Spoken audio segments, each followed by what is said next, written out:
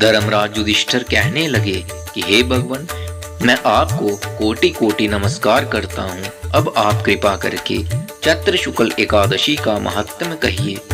श्री कृष्ण कहने लगे कि हे धर्मराज, यही प्रश्न एक समय राजा दिलीप ने गुरु वशिष्ठ जी से किया था और जो समाधान उन्होंने किया वह सब तुमसे कहता हूँ। प्राचीन काल में भोगीपुर नाम का एक नगर था।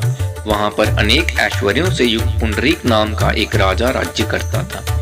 भोगीपुर नगर में अनेक अप्सरा, किन्नर तथा गंधर्व वास करते थे। उनमें से एक जगह ललिता और ललित नाम के दो स्त्री पुरुष अत्यंत वैभवशाली घर में निवास करते थे।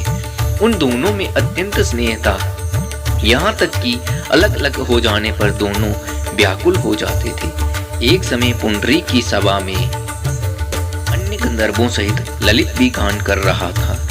गाते गाते उसको अपनी प्रिय ललिता का ध्यान आ गया और उसका स्वर भंग होने के कारण गाने का स्वरूप बिगड़ गया।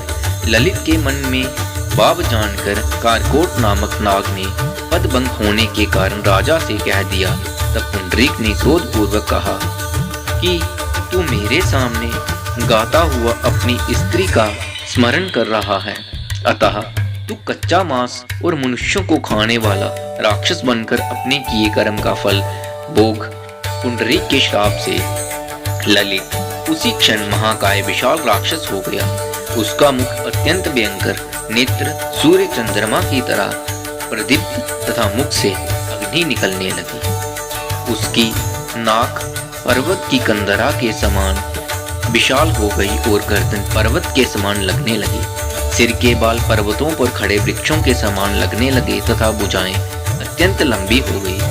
कुल मिलाकर उसका शरीर 8 योजन के विस्तार में हो गया। इस प्रकार राक्षस होकर वह अनेक प्रकार के दुख भोगने लगा। जब उसकी प्रियतमा ललिता को यह वृतांत मालूम हुआ तो उसे अत्यंत खेद हुआ और वह अपने पति के उद्धार का यत्न सोचने लगी। वह राक्षस अनेक प्रकार के घोर दुख सहता हुआ घने वनों में रहने लगा। उसकी स्त्री उसके पीछे पीछे जाती और विलाप करती रहती। एक बार ललिता अपने पति के पीछे पीछे घूमती घूमती विंध्याचल पर्वत पर पहुंच गई। यहाँ पर श्रृंगी ऋषि का आश्रम था। ललिता शीघ्र ही श्रृंगी ऋषि के आश्रम में गई और वहां जाकर विनीत भाव से प्रार्थना करने लगी। उसे देखकर श्रृंगी ऋषि बोले कि हे सुभगे, तुम कौन हो और यहाँ किस लिए आई हो? ललिता बोली कि हे मुने, मेरा नाम ललिता है। मेरा पति राजा पुंडरीक के श्राप से विशालकाय राक्षस हो गया है। इसका मुझको महान दुख है। उसके उद्धार का कोई उपाय बतलाइए।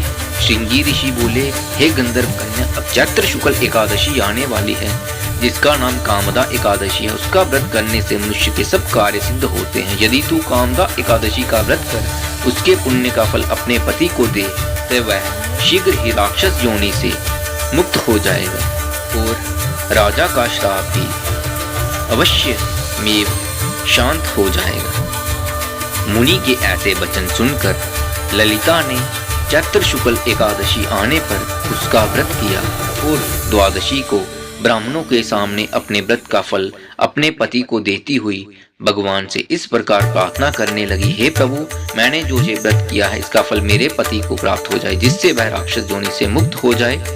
एकादशी का फल देते ही उसका पति राक्षस योनि से मुक्त होकर अपने पुराने स्वरूप को प्राप्त हुआ। फिर अनेक सुंदर वस्त्राभूषणों से युक्त होकर ललिता के साथ विहार करने लगा। उसके पश्चात वे दोनों विमान में बैठकर स्वर्ग लोक को चले गए। विशिष्ट मुनि कहने लगे कि हे राजन, इस व्रत को विधि पूर्वक करने से समस्त पाप नाश हो जाते हैं तथा राक्षस आदि की जोनी भी छूट जाती है।